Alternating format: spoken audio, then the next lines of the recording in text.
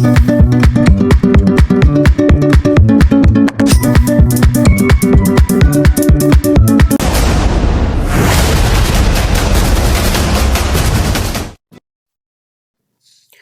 আজকে চলে আসলাম মাওয়াতে। এখানে মূলত আসার কারণ হচ্ছে ইলিশ খাওয়ার জন্য।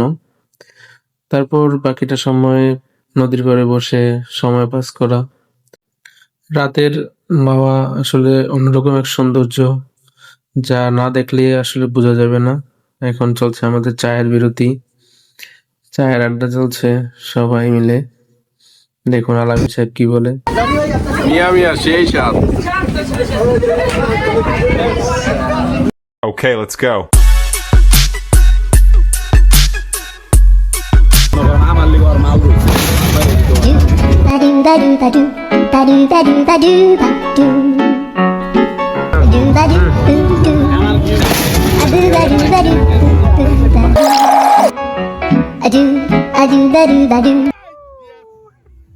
মার এই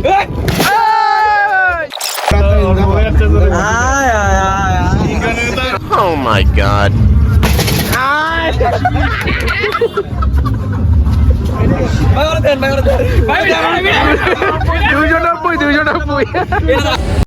আমরা দেখে নিলাম কার এনার্জি কতটুকু আছে। খাবারের সময় ওইভাবে আমরা তাদেরকে খাবার দিব।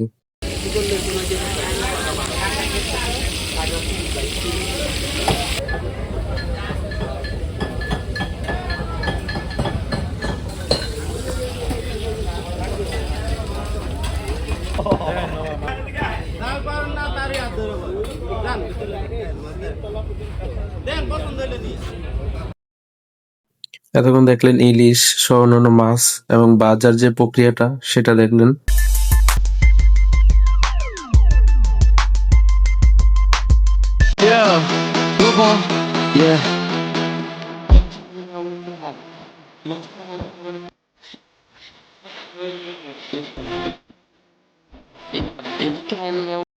আমরা এখন চলে আসলাম ইলিশ দেখার জন্য।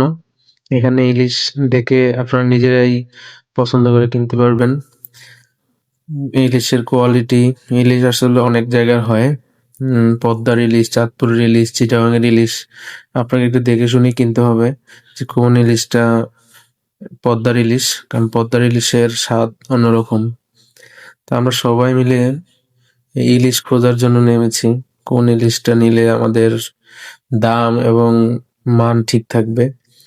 এখানে আপনি অনেক সময় ইলিশ কিনে ঠকতেও পারেন, কারণ যার থেকে যেরকম দাম নিতে পারে তারা, তো তাদের সাথে অনেকটা মূলামূলি করে নিতে হয়। আমরা যে ইলিশগুলো নিতে চাচ্ছি দাম প্রায় 1800 থেকে 2000 টাকা কেজির মতো। তো ফাইনালি আমরা 4টা ইলিশ পছন্দ করলাম এবং কাটতে দিলাম। 4টা ইলিশ আমাদের 3000 টাকার মতো পড়েছে। কাটা শেষ, এখন আমরা বাজার জন্য প্রসেস করতেছি। ইলিশ কেনার সময় আপনার থেকে বাজার টাকাটা ওনারা নিয়ে নিবে, মানে কোন তেলটা দিবে সেজন্য।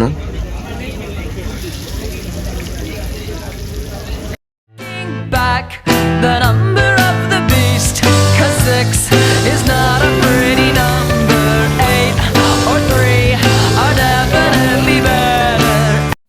ইলিশের সাথে আমরা বেগুন নিয়ে নিয়েছি, ইলিশ ভাজা, বেগুন ভাজা, সাথে একটা কাঁকড়াও নিয়ে নিয়েছিলাম ভাজার জন্য।